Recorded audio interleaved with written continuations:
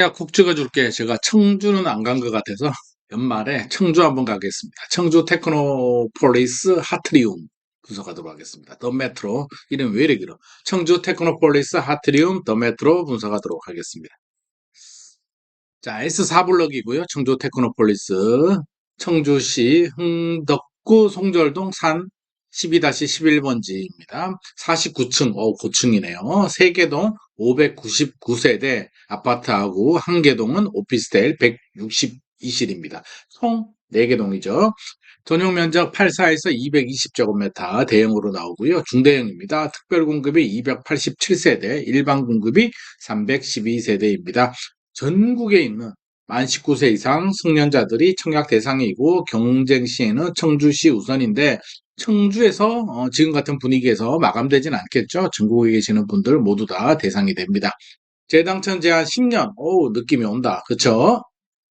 분양가 상한제가 적용이 됩니다. 전매 제한 1년 동안 분양권 못 팔고요. 10년 동안 다른 아파트 청약이 안 됩니다. 필요한 분들만 청약을 해야 된다는 의미겠죠. 거주 의무는 적용되지 않습니다. 입주할 때 전세로 돌려도 됩니다. 분상제 적용이 되고요. 모집 공고일은 12월 20일이고요. 특별 공급일은 12월 30일에서 31일 이틀을 줍니다. 특별 공급이 꽤 기네요. 그렇죠? 일반 공급 1순위는 2025년 해를 넘겨서 1월 2일이 1순위입니다. 당첨자 발표일은 1월 9일이고요. 계약은 1월 20일에서 1월 23일, 입주는 2028년 10월. 오, 한참 남았다. 그렇죠? 한참 남았어요. 3년 정도 남았나? 그렇죠. 3년 10개월 정도. 거의 4년 가까이 남았기 때문에 시간은 충분하다. 말씀드릴 수가 있습니다. 입지 궁금하죠? 입지 한번 살펴볼게요. 테크노폴리스인데 청주시에서 이렇게 보면 그림이 이제 이렇게 나와서 그러는데 청주시에서 북쪽으로 위치하고 있습니다. 여기가 서청주 IC예요. 중부고속도로. 서청주 IC에서 동쪽으로 가면 SK 하이닉스 옛날 LG 반도체죠. 이쪽에 SK 하이닉스가 있고 LG 생활건강이 있고 LG 화학이 있습니다. 자, 이렇게 되어 있고 위로 올라가게 되면 이렇게 테크노폴리스가 이렇게 구성되어 있습니다. 이렇게. 물론 이 하이닉스도 다 테크노폴리스에 들어가긴 합니다.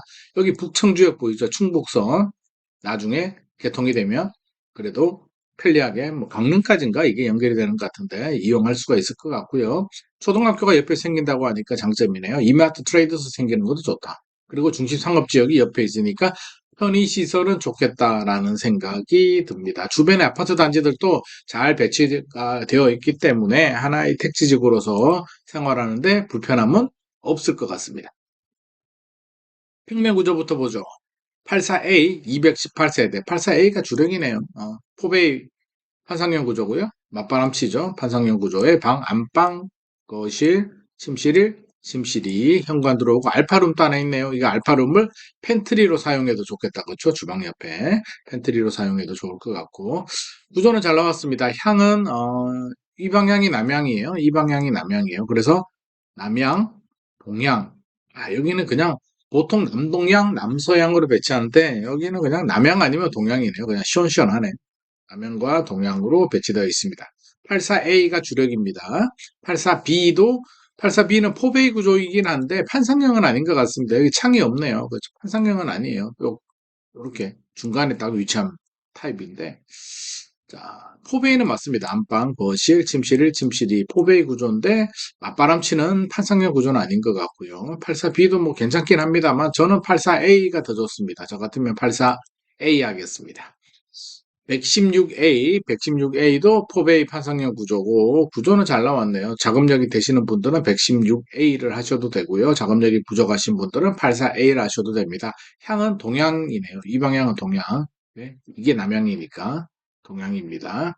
알파룸도 크게 잘 나왔네요. 알파룸이 방 하나네. 서재로 사용해도 되고 팬트리로 사용해도 되겠습니다. 드레스룸도 넓게 잘 나왔고요. 다용도실도 꽤 넓게 나왔네. 공간은 잘 나온 것 같습니다. 116B는 타워형이고요. 134는 5베이네, 5베이. 동양이고 5베이인데 알파룸이 방 하나로 나왔는데 요거는 옵션으로 터도 되고요.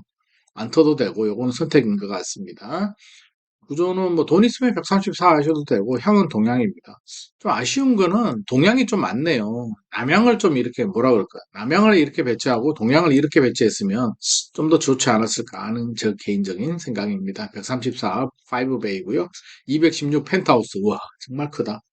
어, 안방에 침실 2, 3, 4에 거실에 이 발코니도 이게 잘 사용하면 공간 굉장히 넓습니다. 펜트하우스 돈 있는 분들은 이게 한 80평 정도 될 것 같은데 뭐 자금력이 되시는 분들은 펜트하우스 거주하시고 일반적인 분들은 굳이 무리해서 이렇게 하실 필요가 없습니다. 청소하기도 힘듭니다. 평면 정리하면 타워형은 116B고요. 포베이 구조는 84A, 84B, 84A는 포베이 판상형 구조고 84B는 판상형은 아닌 것 같습니다. 116A고요. 5베이는 134, 116P, 122, 220P가 있습니다. 저는 그냥 84A 하면 될 것 같습니다. 무난하게.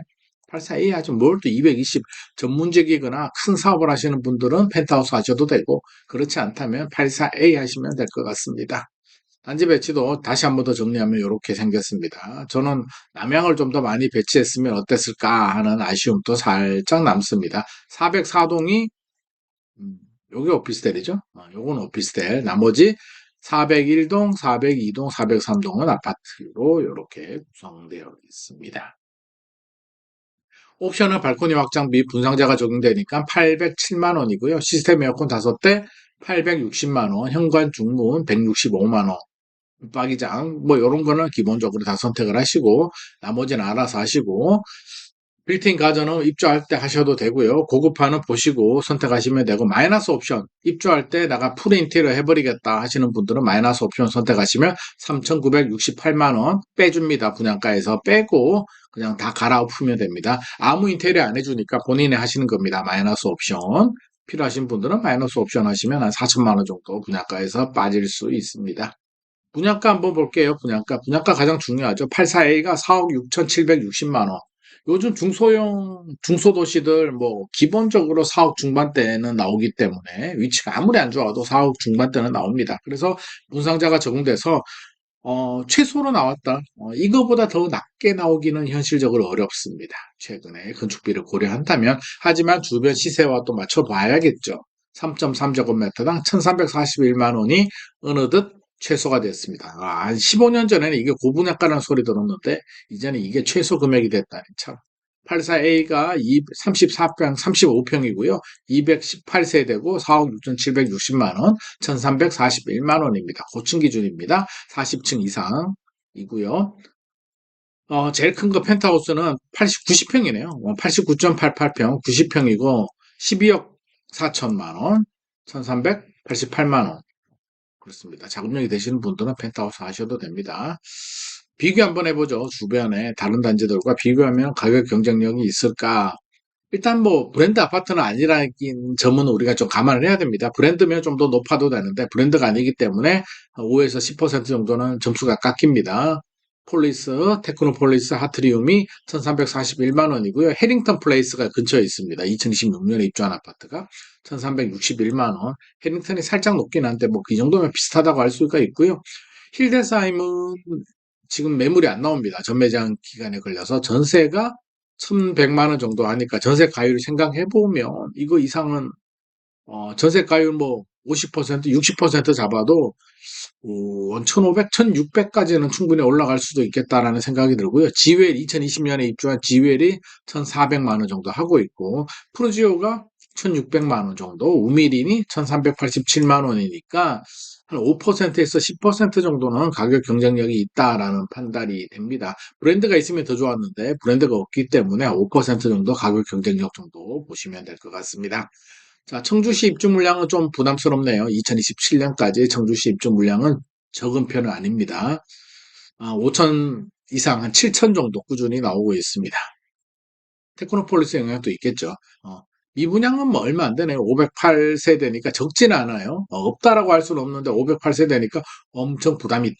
이렇게 말씀드릴 수도 없을 것 같고 종합적인 정리를 한번 해보겠습니다. 입지는 제가 3.5점 줄까 하다가 그래도 청주시에서 청주라는 점은 감안해야 되고 청주시에서 택지지구 있고 일자리가 있는 곳이기 때문에 4점을 줬습니다. 3.5점에서 4.42 정도로 보면 될 것 같고요.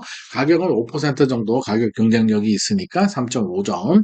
교통은 충북선 나중에 생긴다는 걸 전제하에서 4점을 줬고요. 서청주 IC 이용하기도 편합니다.